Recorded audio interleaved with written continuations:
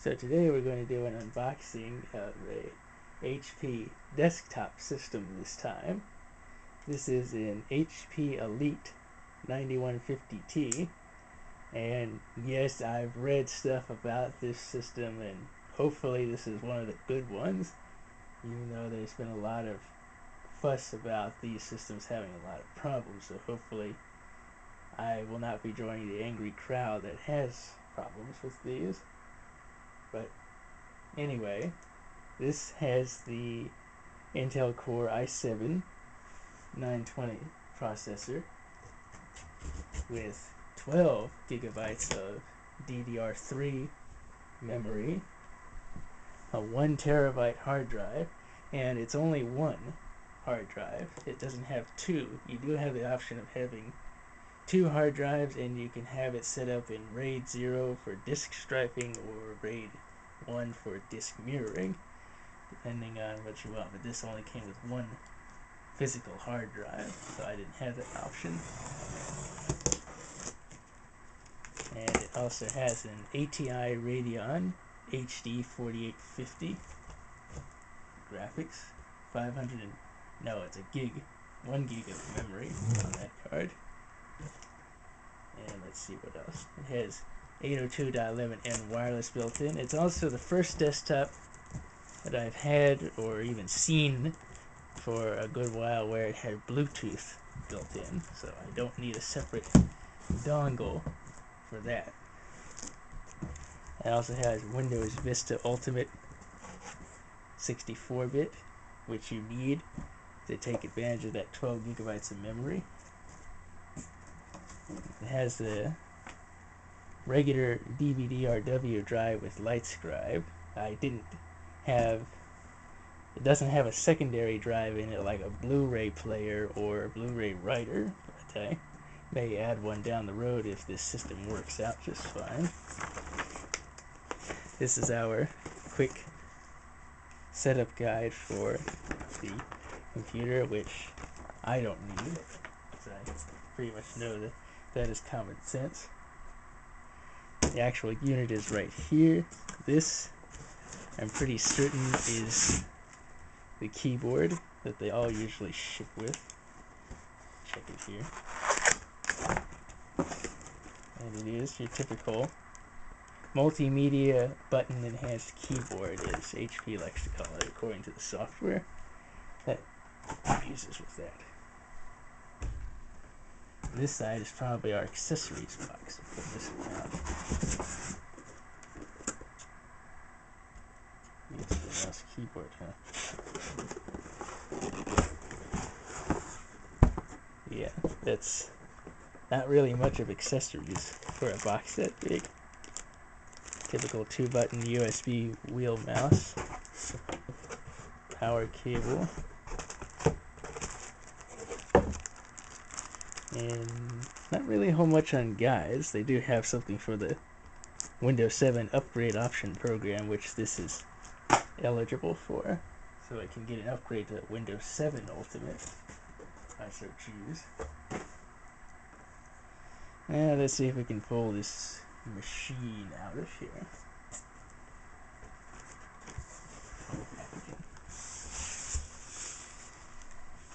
Get it off these sides. Get the box out of sight.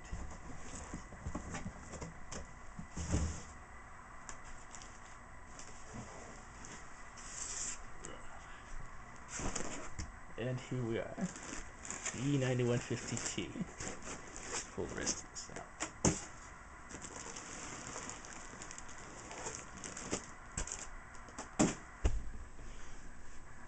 Let's see. For those of you that are curious about the price tag, this was just over $1,000 refurbished. So it has quite a bit of cost to it, even for a refurbished unit.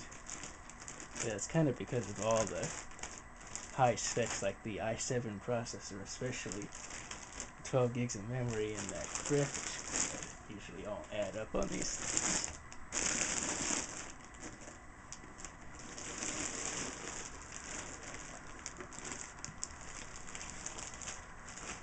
Let's see. I'm already getting my marks all over it. Let's see. The casing. They use a glossy finish similar to their laptop computers. I noticed. We have our built-in slots for hiding a 1394 and USB port plus our headphone and microphone. You can get these with the built-in TV tuner, and when you have that, you'll have the additional ports on the front that connect to the tuner, such as composite video, S-video, and whatnot. But since this one didn't come with one, since I don't need it, I don't have those ports. On the other side is our slot for HP's personal media drives. So you can, if you have a personal media drive, you can stick it directly in the computer, and the computer will power it instead of needing to use it outside with its own power supply. It also has their HP Pocket Media Drive base. If you got one of the portable Pocket Media Drives, you can stick it in there and use that too. And they also have this little light up HP logo on the front. We have your two expansion bays. This one, like I say, is empty. You know what? Actually, it's not.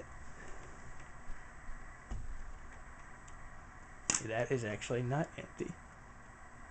It does have a drive in there already. Interesting.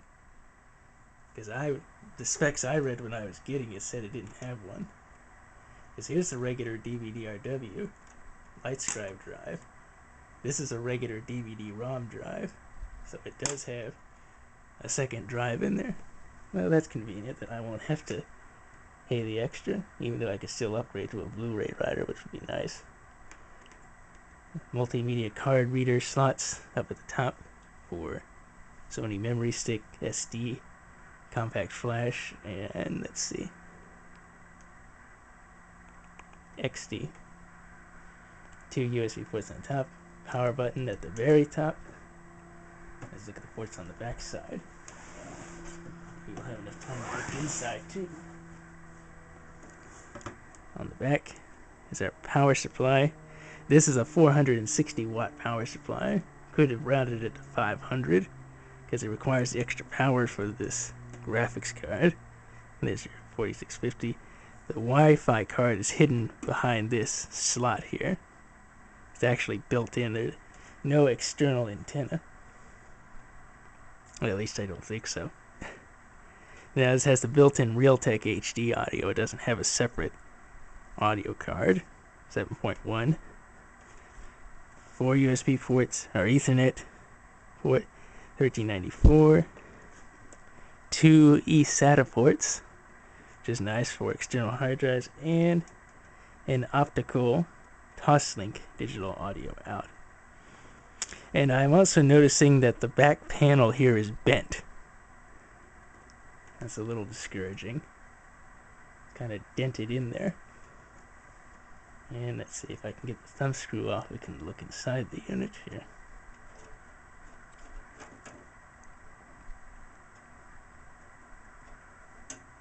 Okay.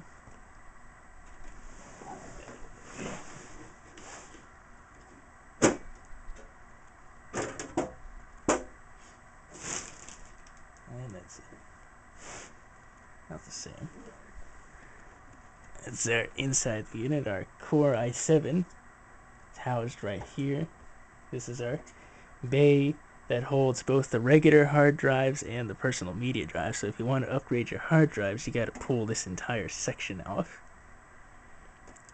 Bays for the 2 optical drives. See, now that I see 2, that proves it has 2.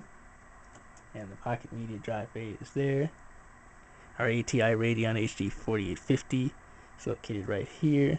Our memory slots are kind of hidden under the hard drive bays here, and it's got, I believe, 6 memory slots, which are all filled up.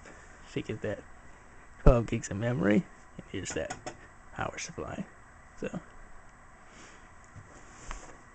that is pretty much the unboxing of the E9150T. I'll probably do another video later showing the performance and Vista Experience Index of this machine.